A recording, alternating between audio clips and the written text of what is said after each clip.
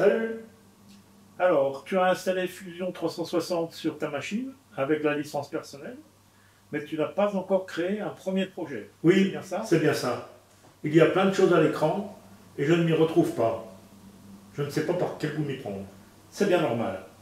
Je te montre tout de suite comment régler tes préférences, adapter l'interface à ce que tu souhaites et surtout démarrer ton premier projet 3D avec Fusion. Tu es prêt? Alors on y va.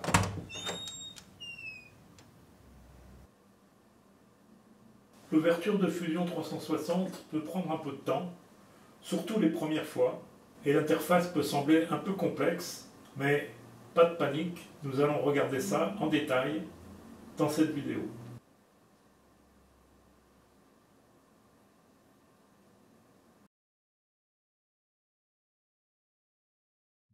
Examinons ensemble les éléments principaux. Pour pouvoir avoir accès à la totalité de l'interface, il faut être dans un projet. La dernière fois, quand on a installé Fusion 360 pour la première fois, tout à fait à la fin de la vidéo, on a ouvert un exemple qui s'appelle Introduction. On va créer un nouveau projet. Donc on vient ici sur New et on a tout de suite la fenêtre qui s'ouvre avec les éléments. Ici sans nom, on peut le fermer. Et ici sans nom 1, on va lui donner un nom en allant sur Fichier, Enregistrer. Et donc on va dire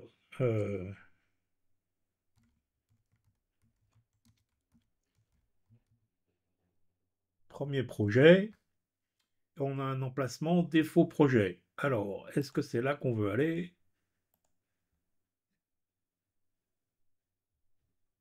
Alors on va annuler. On va ouvrir ici, quand on voit cette icône en forme de grille, ça affiche le panneau des données. Et on va faire nouveau projet.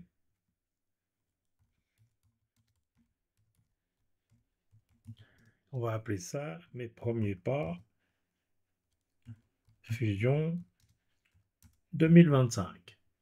Donc là, ce qu'on a créé, en fait, c'est un dossier. Et dans ce dossier, on va venir sauver et on va faire fichier, enregistrer. Mes premiers pas Fusion 2025 parce qu'il est ouvert.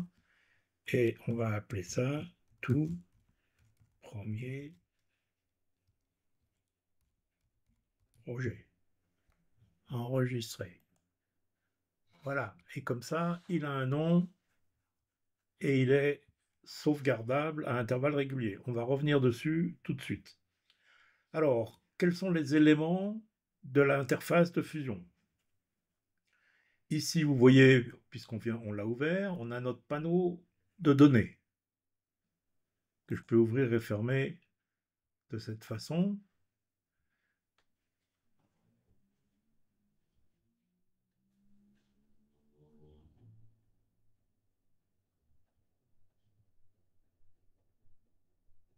On a aussi un panneau d'aide qui est ici, complètement à droite par rapport à l'autre à gauche, afficher le panneau d'apprentissage. Donc là, je ne vais pas forcément revenir dessus parce que c'est partiellement traduit, mais ça peut être une aide importante pour démarrer dans Fusion aussi. On a une formation ici, qui existe ici. Créer un corps solide. Alors, bon, là, c'est traduit. Ça dépend. Certaines choses sont traduites, pas forcément toutes. Mais bon, ça peut vous aider de savoir que vous avez ce panneau d'apprentissage. Pour le fermer, il suffit de cliquer sur la petite croix ici et on ferme ce panneau. Alors, tout en haut, on a donc ce qu'on appelle le ruban d'outils. Là, on est dans Alors, je vais fermer le panneau des données. Affichage, contrôle, majuscule F. Contrôle, Shift ou majuscule F. Contrôle, majuscule F. Voilà, pour être en plein écran. Donc, je reviens sur l'interface. Tout en haut, on a le panneau des outils. Dans le mode conception, on verra qu'il y a d'autres modes. Vous voyez que ce sont des menus déroulants dans lesquels on a toutes les fonctionnalités qui correspondent au panneau. Ça, c'est spécifique. Le panneau modifié, le menu assemblé, le menu configuré il faut une extension pour pouvoir, enfin il faut une extension. Il faut la version professionnelle pour avoir la partie configurée, alors que là on est dans la licence personnelle. On a le menu construire, le menu inspecter, le menu insérer, et ici les différents choix possibles de sélection. Alors, je dis qu'on est dans le module conception ou dans l'atelier conception, parce qu'on a plusieurs ateliers différents possibles. Vous serez a priori presque toujours dans le menu conception, mais il y a aussi le menu animation, le menu fabrication, dessin et électronique. Oui, Fusion est très riche. Ici, on a ce qu'on appelle le navigateur ou l'arborescence. On peut considérer qu'on a un arbre à l'envers, la racine est tout en haut, tout premier projet, et ensuite on a différentes branches.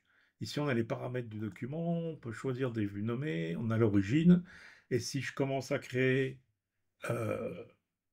quelque chose, comme par exemple on va créer une esquisse, on va lui dire créer une esquisse, on sélectionne un plan pour cette esquisse, on va venir sélectionner ici le rectangle, on a un rectangle, on valide, et vous voyez qu'ici maintenant on a esquisse. Tout ici en bas, on a l'historique qui nous permet de nous déplacer dans les différentes opérations, dans l'historique, donc dans l'ordre chronologique des opérations qui ont été faites. Là, pour l'instant, il n'y a qu'une esquisse, mais vous voyez le petit curseur, il est après. Si je déplace le petit curseur pour qu'il soit avant l'esquisse, bon, on n'a plus rien puisqu'on se met avant d'avoir fait quelque chose. Si maintenant je viens ici et que je fais une autre opération comme l'extrusion, on va faire 50 mm par exemple. Et on voit donc en 3D. Et vous voyez maintenant, j'ai une nouvelle opération qui est l'extrusion qui s'est mise après mon esquisse. Ici en bas, j'ai l'accès à des fonctions rapides et à de l'aide sur des ressources Autodesk. Vous voyez par exemple ici, ça c'est pour pouvoir se déplacer à l'écran. On peut changer.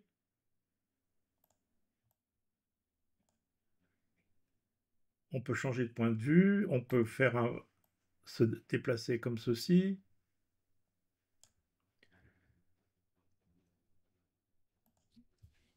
On peut venir ici modifier le style visuel, l'environnement, enfin tout ça c'est de la visualisation. Ici la caméra, on est en mode orthogonal, on peut passer en mode perspective.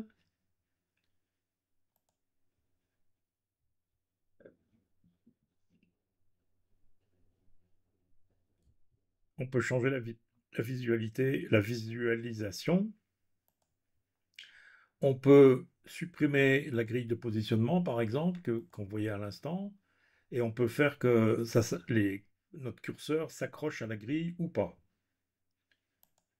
On peut aussi faire des vues multiples, comme ceci, où j'ai une vue de dessus, une vue de côté, enfin deux vues de côté en fait, et une vue 3D. Et on va revenir à la vue, une seule vue, comme ceci. Là, on voit que j'ai la grille, je peux la supprimer, comme je l'ai dit. Je peux adapter tout ça à ma convenance. Pour être plus efficace, il est conseillé, fortement conseillé même, de personnaliser l'interface. Je vais le faire à ma façon. Bien sûr, chacun fait comme il veut chez lui. Personnellement, je n'aime pas voir cette grille de positionnement, donc je la supprime. Mais ça n'empêche que le curseur pourra s'accrocher à la grille, même si je ne le vois pas. Et pour plus de préférence, pour modifier le Autodesk comme je le souhaite, le mieux est d'aller dans le panneau des préférences, où vous pouvez modifier énormément de choses, comme la langue de l'utilisateur, là où dans quel mode ou dans quel atelier Fusion est par défaut quand on démarre. Là, il est dans le mode conception, c'est le mode dans lequel on est en ce moment. Est-ce qu'on veut afficher l'onglet? Enfin, tout ça, je vous laisserai parcourir et faire au fur et à mesure. Je vous conseille fortement, surtout au début, bien sûr, en débutant, on ne connaît pas les, tout ce à quoi ces différentes choses et ces différents termes correspondent. Si vous modifiez quelque chose, je vous incite fortement à le noter sur un petit calepin. Comme ça, vous pouvez, si vous vous rendez compte que ça ne convient pas, vous saurez comment retrouver ce que vous avez modifié pour revenir en arrière. Comment dire, c'est une sorte de sécurité. Ici, vous voyez qu'on a rétablir les valeurs par défaut, ce qui vous permet de revenir aux valeurs par défaut pour tout. Mais il y a peut-être des choses que, quand vous aurez fait des modifications, il y a des choses que vous voulez pouvoir conserver et des choses que vous voulez pouvoir éliminer. C'est pour ça que je vous conseille fortement de noter dans un petit calepin ce que vous faites. Alors, une des choses que je fais très classiquement aussi, c'est de changer l'orientation de modélisation par défaut. Ici, on a le Y en haut. Et si on fait de la CNC, de l'usinage ou même du laser, il est fortement conseillé de mettre le Z en haut plutôt que le Y en haut. Donc là, on va faire appliquer. Tout ça, a priori, on garde par défaut.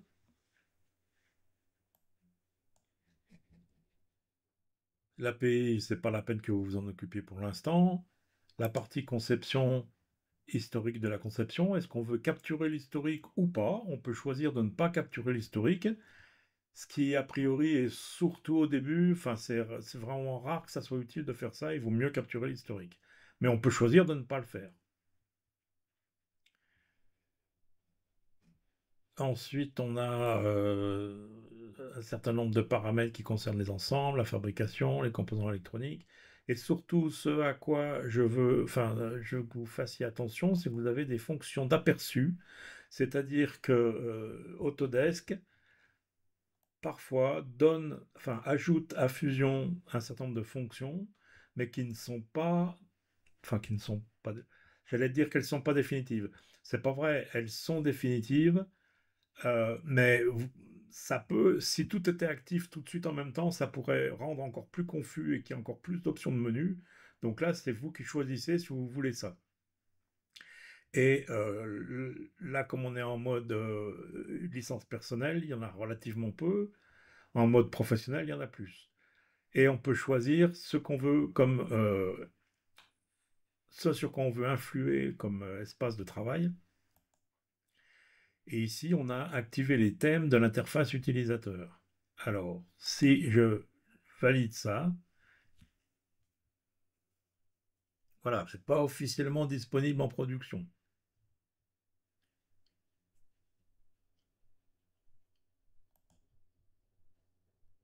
Donc là, activer les thèmes de l'interface utilisateur. Comme je disais, c'est pas encore définitif en production. Je peux faire appliquer.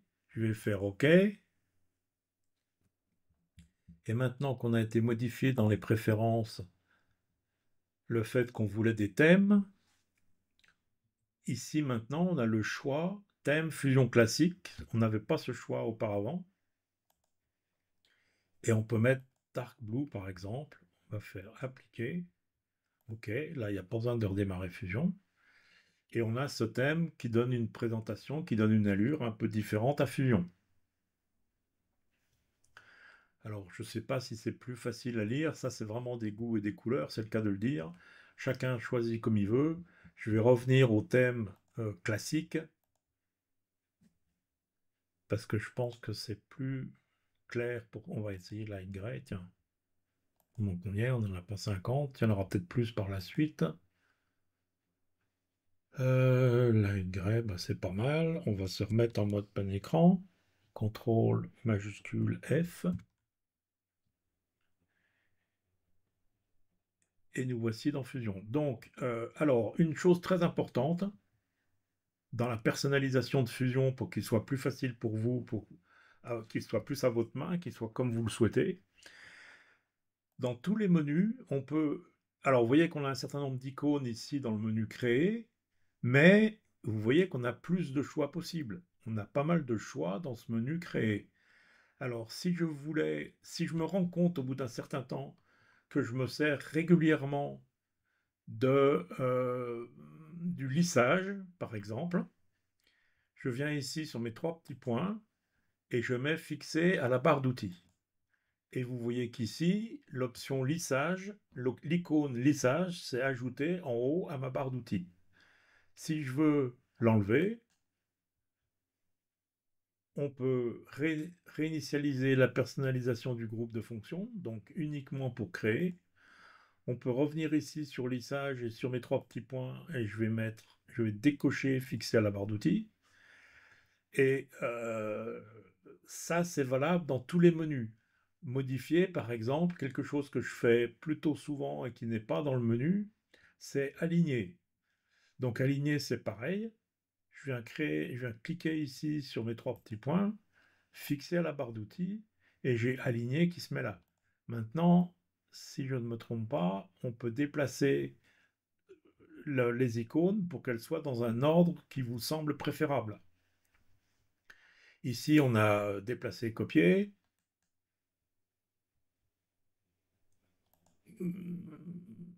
Déplacer, copier. On peut l'enlever de la barre d'outils si on le souhaite.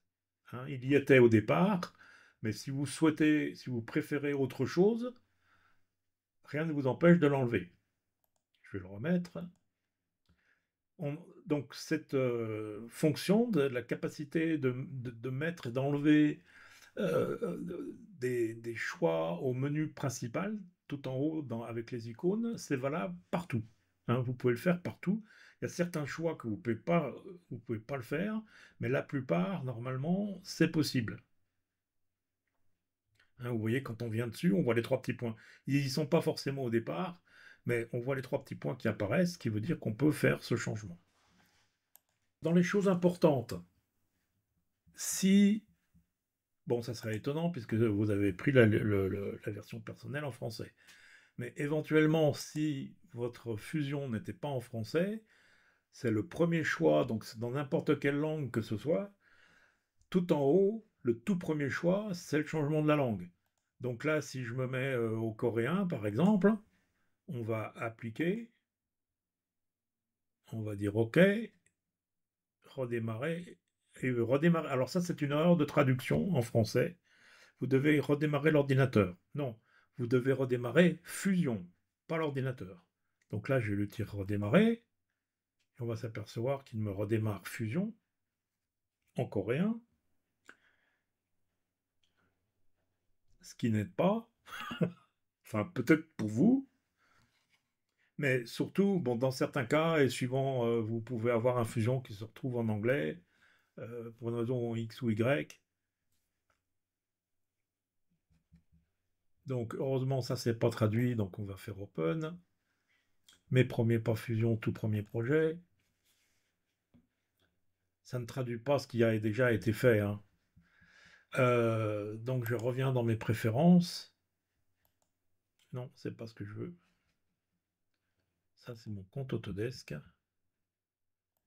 Mes préférences, c'est le numéro 2. Voilà. Et donc, comme je l'ai dit, tout en haut, tout en haut, ici, vous avez la langue. Alors, et français. Alors, si vous voulez apprendre comment on dit français en coréen, je me remets sur français. Je valide. Euh,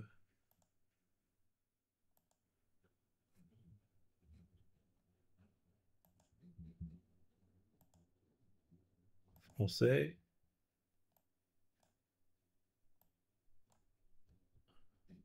Alors, là, il nous dit qu'il faut démarrer en coréen. On clique sur ce qui est en bleu parce que c'est ce qui est indiqué. Alors, non, je ne veux pas. On va le dire lancer. Il y a une autre instance.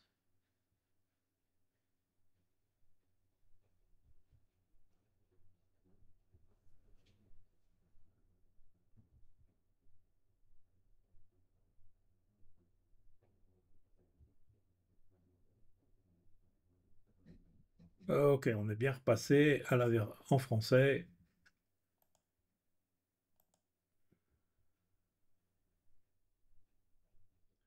Donc ça, c'est pour vous sortir. Enfin, Si vous aviez ce genre de problème, que vous vous retrouvez avec une langue totalement incompréhensible pour vous, vous pouvez revenir au français. Il suffit de savoir que dans les préférences, c'est tout en haut.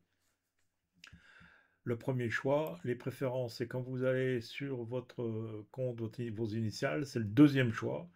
Et une fois que la page préférence est ouverte, c'est le tout premier choix tout en haut. Alors, pendant qu'on y est, dans les préférences, il y a des choses qui sont quand même importantes, en dehors de la langue. Ce sont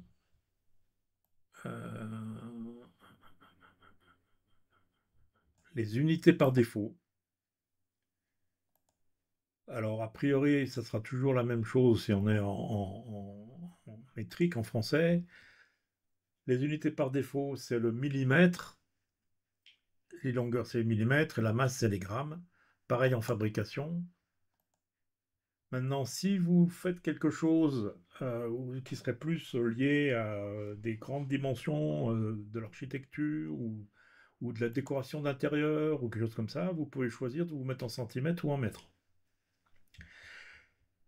On verra plus tard dans d'autres vidéos que, en fait, même si vous êtes en millimètres, si on vous donne un projet, un plan sur papier avec des dimensions qui sont en pouces, vous pouvez rester en millimètres et rentrer votre dimension en pouces. Mais ça, c'est pour plus tard. C'est pas pour maintenant.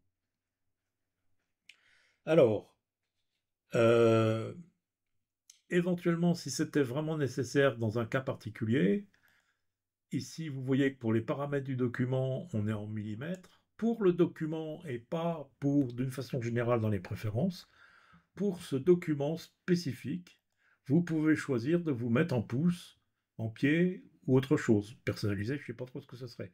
Mais on peut choisir pour un document spécifique de se mettre avec une autre unité de dimension. Pareil, si éventuellement on vous donnait un plan que vous mettez en fond d'une image pour dessiner dessus et que ce plan soit en pouces, rien ne vous empêche de le prendre tel quel, de mettre toutes les dimensions en pouces, et lorsque vous repasserez en millimètres, ça sera automatiquement retraduit en millimètres, recalculé en millimètres. Bon, une autre chose sur laquelle je veux venir, mais je ne vais pas faire dans pas beaucoup de détails, je vais vous laisser explorer ça par vous-même, c'est que pour beaucoup de fonctionnalités, comme par exemple ici, vous voyez que vous avez E pour extrusion. Si je reviens ici en arrière avec mon curseur, je reviens après l'esquisse, mais avant l'extrusion. Alors l'esquisse, il faut qu'elle soit visible. Voilà. Si j'appuie sur la touche E, on voit qu'on a la fonction extrusion qui apparaît et qui me permet de faire l'extrusion ici sans avoir été cliqué sur extrusion. Il y a, alors on va faire annuler et je vais remettre mon curseur après l'extrusion. Pendant qu'on y est, je vais vous montrer ça parce que l'historique n'a d'intérêt que si elle peut être effectivement changer quelque chose. Si je viens sur mon historique et que je fais un clic droit sur la fonction extrusion, qui est là, j'ai modifié la fonction et je peux venir ici modifier mon extrusion sans avoir à refaire, à recommencer ou à effacer ou recommencer, etc. Alors les raccourcis clavier, comme je l'ai dit, je vous laisserai les explorer vous-même. Il y en a un certain nombre. Si je reviens sur... Alors je vais revenir ici sur l'esquisse. Donc on va lui dire modifier l'esquisse. Si je tape sur C, par exemple, c'est la fonction cercle, et là, ce qu'on voit, c'est qu'il me demande le centre du cercle que je veux. Et j'ai directement un cercle. Si je fais L pour ligne, il me demande de placer un premier point, un deuxième point, et ça fait une ligne. Donc il y a un certain nombre de fonctions de ce type-là qu'il est très utile de maîtriser parce que ça vous fait gagner du temps plutôt que d'aller toujours dans le menu et d'aller chercher, créer, comment je fais pour aller créer une ligne, etc. Hein, on peut le faire très simplement. Vous avez aussi la possibilité de faire S pour Search. Et là, vous avez les raccourcis qui existent pour l'esquisse. Hein. Vous voyez qu'on a un rectangle par deux points avec R, le C pour cercle et L pour ligne. on va voir comment créer un projet. En fait, on est un petit peu à l'envers parce qu'on a déjà créé un premier projet pour pouvoir avoir accédé à notre interface. Mais je vais recommencer. On a été dans panneau de données, ici. On a créé nouveau dossier et on a fait notre tout premier projet. Projet qu'on va fermer. Il nous demande, il voit qu'il y a eu des modifications.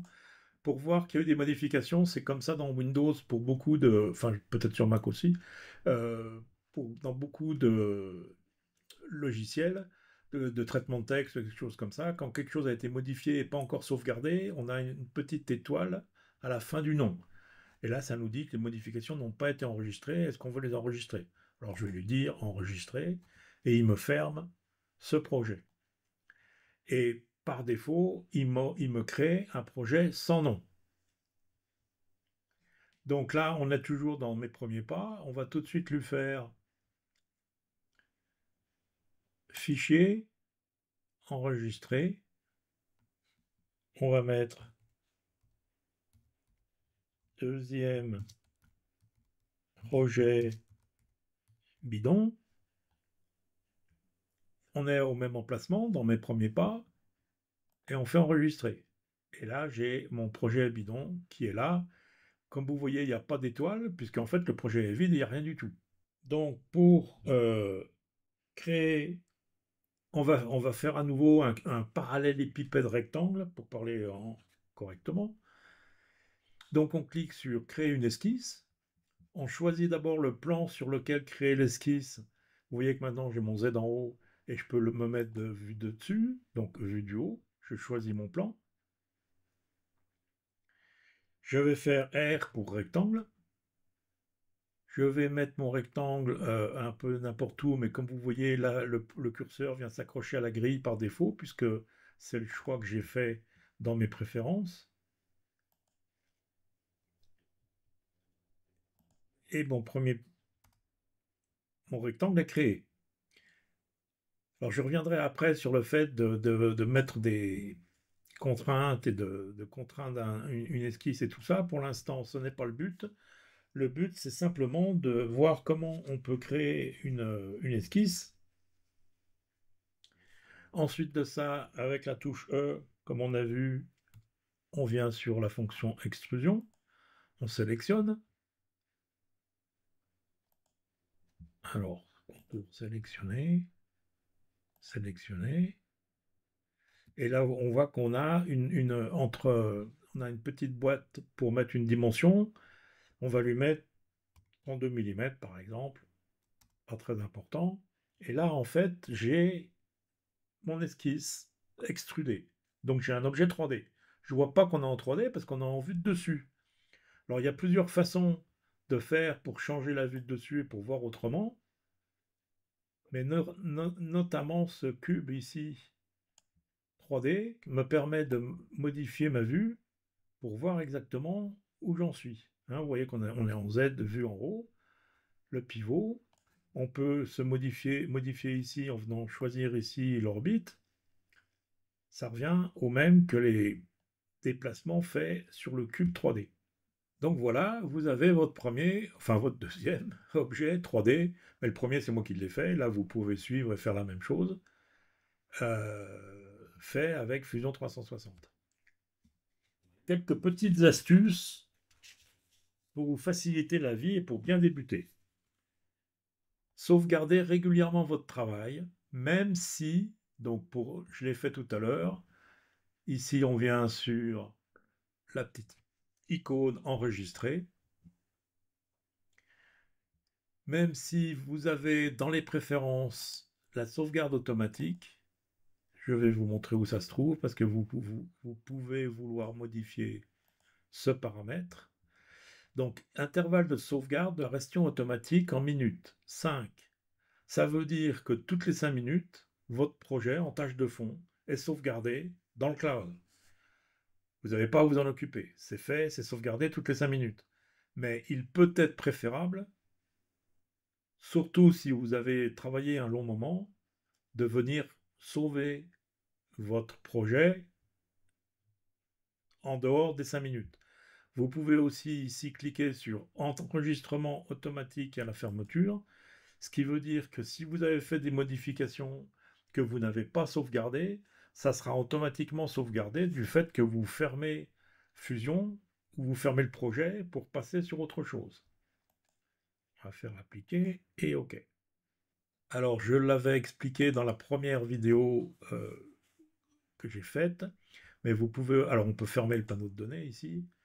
Vous pouvez aussi choisir d'exporter votre fichier. Et exporter vous permet d'exporter sur un emplacement de votre disque dur. Vous pouvez exporter au format Fusion. Alors, je peux vous inciter aussi, bien sûr, à rejoindre là ou les communautés Fusion, le groupe Fusion 360, le forum. Tout ça, je vais mettre les liens sous la vidéo.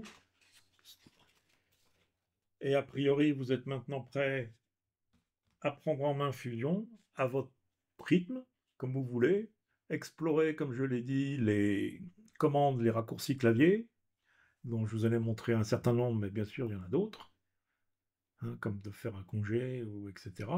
Si cette vidéo vous a aidé, pensez à l'aimer, à liker, à vous abonner, à activer la petite cloche pour ne rien rater des prochaines vidéos. Et surtout, j'apprécierais beaucoup si vous me dites en commentaire quel sera votre premier projet ou quel a été votre premier projet réalisé avec Fusion 360. À très bientôt!